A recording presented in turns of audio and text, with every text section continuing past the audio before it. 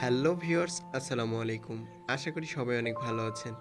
আপনারা কি শাক দিয়ে ভাত খেতে পছন্দ করেন? অনেকে আছি পছন্দ করি, কিন্তু নামই জানি না। শাক হলো এমন একটি উদ্ভিদ যার পাতা সবজি হিসেবে খাওয়া যায়। তবে বাংলাদেশে এবং বিভিন্ন জায়গায় টোটাল ১০০ প্রজাতিরও বেশি শাক রয়েছে। আমরা হয়তো অনেকেই জানি না। তাই চলুন এর পরিচিতি জেনে নিই। প্রথমে আসছে মটর শাক। এটি মূলত শীতকালে হয়ে থাকে। এটি আপনারা যে কোনো আবাদি জমিতে খুব সহজেই চাষ করতে পারেন এই শীতকালে। এবার রয়েছে মেথি শাক।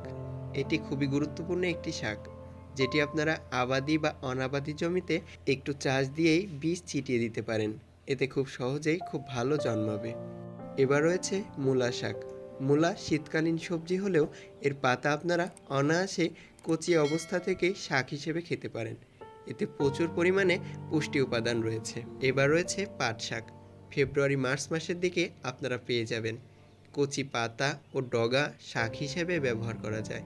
এতে প্রচুর পরিমাণে ফাইবার রয়েছে, যা শরীরের জন্য খুবই দরকারি। এবার রয়েছে নাপা শাক বা লাফা শাক। উত্তরাঞ্চলে লাফা শাক বলা হয় কারণ এটি লাফিয়ে লাফিয়ে বৃদ্ধি পায়, অর্থাৎ প্রচুর পরিমাণে বৃদ্ধি পায়। এটিও আপনারা শাক হিসেবে খেতে পারেন বা চাষ করতে পারেন। এবার রয়েছে পালং শাক। এটি খুবই পরিচিত শাক, যা শীতকালে হয়ে থাকে। আপনারা চাইলে ছোট জমি থাকলে খুব সহজেই অল্প চাষ দিয়ে এর বীজ বুনে দিতে পারেন, খুব ভালো ফলন হবে। এবার রয়েছে আমরুল শাক। এটি পুরাতন পরিত্যক্ত জায়গায় জন্মে থাকে।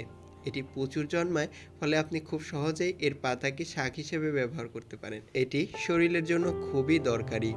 এবার রয়েছে তেলাকুচা শাক। বলা হয়ে থাকে তেলাকুচা শাক ডায়াবেটিস প্রতিরোধ করে। এছাড়াও এটি শরীরের রোগ প্রতিরোধ ক্ষমতা বৃদ্ধি করে। এবার রয়েছে সজনে পাতা শাক। অনেকেই জানি না এর পাতা শাক হিসেবে খাওয়া যায় কিনা। এর কচি পাতা খুব সহজেই শাক হিসেবে খেতে পারেন। এবার রয়েছে শ্বেতদ্রোণ বা দণ্ড কলস শাক। অনেকে এটি আগাছা হিসেবে ফেলে দেন, তবে কচি পাতা ডগা খুব সহজেই শাক হিসেবে খাওয়া যায়। এটি শরীরের জন্য খুবই দরকারি। এবার রয়েছে ঢেঁকি শাক। বাড়ির আশেপাশে বা পরিত্যক্ত জায়গায় প্রচুর জন্মে থাকে। এর ডগা বা কচি পাতা খুব সহজেই শাক হিসেবে খাওয়া যায়। এবার রয়েছে নুনিয়া শাক। এটি খুবই পুষ্টি গুণাগুণ সম্পন্ন শাক। এটি মূলত অনাবাদি জমি বা যে কোনো পরিত্যক্ত জমিতে হয়ে থাকে। এবার রয়েছে কাটাখুরে শাক।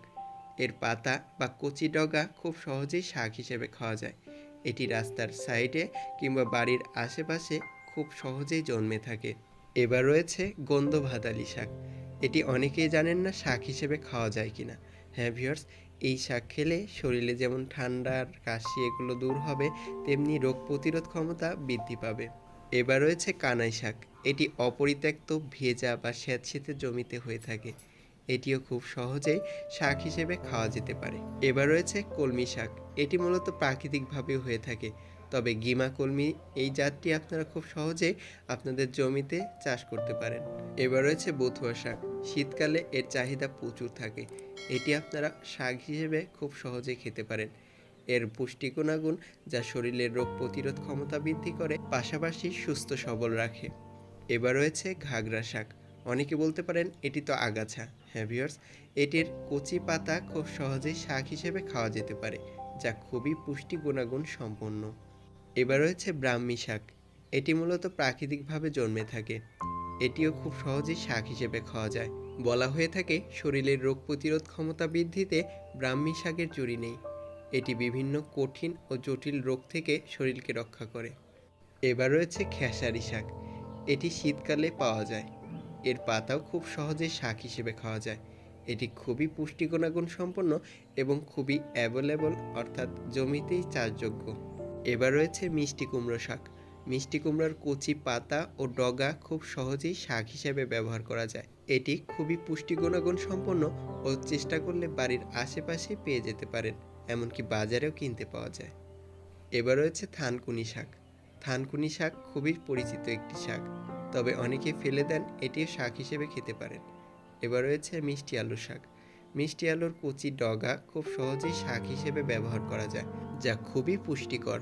এবার রয়েছে উশনি শাক, যা হলুদ নাকফুল নামে অনেকে চিনে থাকেন। এর কচি পাতা ও ডগা খুব সহজেই শাক হিসেবে ব্যবহার করা যায়। এবার রয়েছে পিপুল শাক। পিপুল একটি লতা জাতীয় উদ্ভিদ। এর কচি ডগা খুব সহজেই শাক হিসেবে খেতে পারেন। এবার রয়েছে জয়ন্তী শাক। এটিও আপনারা বাড়ির আশেপাশে প্রাকৃতিকভাবে পাবেন। এবার রয়েছে শান্তি শাক। এটি খুবই গুরুত্বপূর্ণ একটি শাক, যার পুষ্টি উপাদান শরীরের রোগ প্রতিরোধ ক্ষমতা বৃদ্ধিতে কাজ করে। এবার রয়েছে ধনিয়া শাক। ধনিয়া শীতকালে খুব ভালো জন্মে। আপনি চাইলে ধনিয়ার পাতা শাক হিসেবে খুব সহজেই খেতে পারেন। এছাড়াও এটি পুঁই পাতা খুবই গুরুত্বপূর্ণ, যা শাক হিসেবে আদর্শ। অনেকে আছে অ্যালার্জির জন্য পুঁই শাক খেতে পারেন না, তবে যাদের অ্যালার্জি নাই তারা খুব সহজেই শাক হিসেবে খেতে পারেন। এবার রয়েছে লাউ শাক।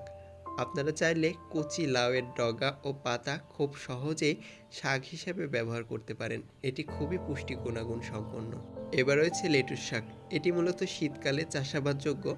এটিও আপনারা খুব সহজেই শাক হিসেবে খেতে পারেন। এতে থাকা অ্যান্টিঅক্সিডেন্ট শরীরের রক্তের প্রেশার নিয়ন্ত্রণ করতে সাহায্য করে। এবার রয়েছে ঘেটু কচু, বা অনেকেই খানমান নামেও চিনে থাকেন।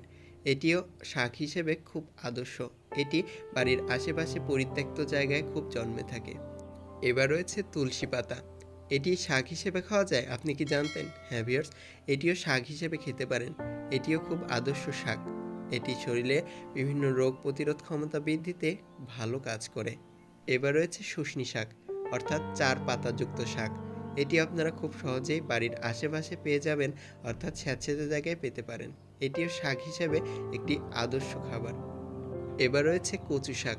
এটি পরিত্যক্ত জায়গায় বা জমির আইলে বা যে কোনো জায়গায় হতে পারে। এটিও খুব ভালো একটি শাক হিসেবে খাওয়া যায়, যা আয়রনের উৎস। এবার রয়েছে শালগম পাতা শাক, অর্থাৎ শালগমের পাতা আপনারা কচি অবস্থায় শাক হিসেবে ব্যবহার করতে পারেন সহজে। চলুন এক নজরে ৫৫টি শাকের নাম জেনে নেই।